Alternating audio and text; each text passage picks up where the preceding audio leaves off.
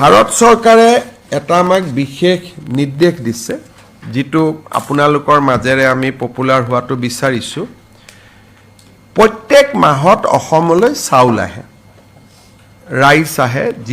যাৰ থ্ৰদি আমি ৰেচনৰ দোকানৰ থ্ৰদি আমি গাঁৱৰ মানুহক আমি বিতৰণ কৰো আৰু এটো প্ৰত্যেক মাহে মাহে আহে ভাৰত চৰকাৰে বিচাৰিছে যে logistic responsibility to government of ইণ্ডিয়াৰ কমি যাব লাগে যাতে they can put the energy for other important demands হেকাৰণে তেওঁলোকে আমাক অনুৰোধ কৰিছে যে 3 মাহৰ চাউল তেওঁলোকে একেলগে দি দিব অৰ্থাৎ জুন মাহত জুন জুলাই আগষ্ট এজন মানুহে 5 কেজি কৈ পায় 5 কেজিৰ পৰিৱৰ্তে আমি 15 কেজি দি দিম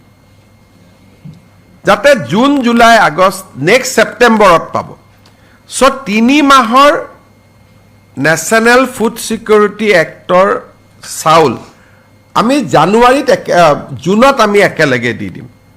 খালি ৰাইজে এটো ভাবিব নালাগে যে এটো ৰাইচ বাঢ়ি গল গতিকে অহা মাহতো 15 কেজি পাম তাৰ পিছৰ মাহতো 15 কেজি পাম 5 কেজি আছে কিন্তু 3 মাহৰ চাউল আমি একেলগে দি দিম আমি টিভিয়ে পত্ৰ ইয়াক আমি কৰিম ইউজুৱেলি এটা ফ্যামিলিয়ে ম্যাক্সিমাম 35 কেজি পায় 35 into 3 112 105 হ'ব না সো 105 কেজি আমি দি দিলু সবে 35 নাপায় যাৰ পৰিয়ালৰ সংখ্যা কম কিন্তু 5 into 7 ম্যাক্সিমাম 35 পায় কোনবাই 15 পায় কোনবাই 20 পায় জুনে যিমান পায় তাৰ আমি 3 টাইমস দি দিম যাতে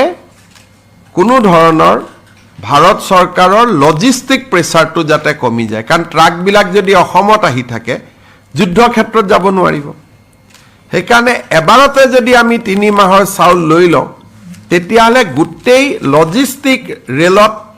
চাউলৰ কাৰণে মালবাহী ৰেল আহিব লাগে এটা ৰেলত আমি আৰ্মি মুভমেন্ট লাগিব গতিকে যদি মালবাহী ট্ৰেইন 3 বাৰ আহাতকৈ এবাৰ আহিলে দুবাৰ ফ্ৰী হৈ যাব সো একাৰণে লজিষ্টিক প্ৰেছাৰৰ পৰা ফ্ৰী কৰি দিবৰ কাৰণে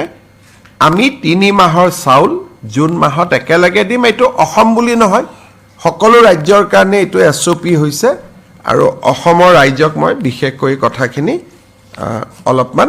জনাই ৰাখিব খুজিছো